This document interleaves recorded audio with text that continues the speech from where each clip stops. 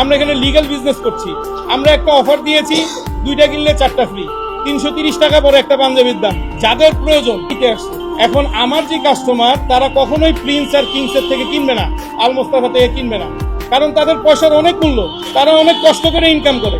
সুতরাং তারা তাদের কাছে যাবে না, তাদের কাস্টমার বেজ আলাদা, আমার কাস্টমার বেজ আলাদা। আমার কাস্টমারও তাদের কাছে যাবে না, তাদের কাস্টমার আমার কাছে আসবে না। তো তারপরও তারা একটা আক্রমণাত্মক পরিবেশ তৈরি করে পুরা মার্কেটের, তাদের স্টাফ সহ, তারা প্রত্যেকটা ব্যবসায়ী সহ, আরো কিছু বাইরের লোকজন সহ তারা আসছে। এবং আমরা সবসময় একটা আতঙ্কে থাকি, যারা আছেন তারা আমাদের প্রাইম মিনিস্টারের বন্ধু এরকম পরিচয় দেন। প্রাইম মিনিস্টার তাদের কাছ থেকে কেনাকাটা করে দামি দামি কাপড় চোপড় কেনে। আমরা এই পর্যন্ত প্রাইম মিনিস্টারকে এত দামি কাপড় পরতে দেখি নাই। আমরা প্রাইম মিনিস্টারকে দেখছি সাধারণ মানুষের মতো সাদা একটা শার্ট, কালো একটা প্যান্ট পরে। আপনারা তো তাই দেখেছেন।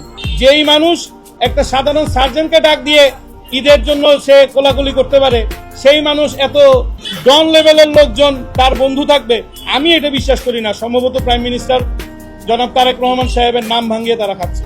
আপনি দেখেন আমার মোবাইল ফোন আমি ফ্লাইট মোড দিয়ে রাখছি। কেন ফ্লাইট মোড দিয়ে রাখছি? কিছুক্ষণ আগ পর্যন্ত আমাকে বলতেছে যে এই সাংবাদিকরা তো কালকে থাকবে না, পরশুদিন তুমি কি করবা। বিভিন্ন সময় বিভিন্ন ব্যবসা বাণিজ্য করে আসছি একের পর এক। ঢাকা ফোনের আমল থেকে ঢাকা ফোন বন্ধ করে দিয়েছেন, মির্জা আব্বাস সাহেবের ছিল দেখে। ঢাকা ফোন বন্ধ, ন্যাশনাল ফোন বন্ধ, র্যাঙ্ক সেল বন্ধ, পিপল সেল বন্ধ, সিটি সেল বন্ধ, এগুলা প্রতিনিয়ত আমরা করে আসছি। ব্যবসায়ীদের ব্যবসা করার মতন পরিবেশ এই দেশে এখনো তৈরি হয়নি। আইনি পদক্ষেপ গ্রহণ করব কিভাবে? যেখানে পুলিশ আমাকে বলতেছে ফোনে আপনার ব্যাপারে আধা ঘন্টা আমি যাচাই বাছাই করছি, আধা ঘন্টা আপনার ব্যাপারে সব ইনফরমেশন গ্যাদার করে আপনাকে আমি ফোন দিচ্ছি। তো একজন থানার ওসি যদি আমার মতো একজন সাধারণ ব্যবসায়ীকে ফোন দিতে গিয়ে আধা ঘন্টা তার সময় লাগে আমার ব্যাপারে ব্যাকগ্রাউন্ড চেক করতে, সেই লোকের কাছে আমি গিয়ে আইনি সহায়তা কি পাবো? সেই লোকের কাছে তো আমি সহায়তা পাবো না। আমার এক পরিচিত, সে আমাকে বলল যে যদি এই প্রিন্স আর কিংস এর মালিকের বিরুদ্ধে তুমি সাধারণ একটা জিডিও করতে পারো, আমি হাতে চুরি করবো। সে অনেক বড় নেতা, বিএনপির নেতা। তো এত কিছু শোনার পরে আমরা তো ভাই ব্যবসা বাণিজ্য করি, আমরা ডাল ভাত খেয়ে বাইচা থাকি, আমরা তো রাজনীতি করি নাই। আজকে মনে হচ্ছে যে রাজনীতি না করাটা মনে হয় ভুল হয়েছে। এই সিন্ডিকেটের যে সদস্যরা আছে তারা আমাদেরকে একটা হুমকি দিছে, এখন একটা শোরুম বন্ধ করছে, সামনে সবগুলো বন্ধ করে দিবে।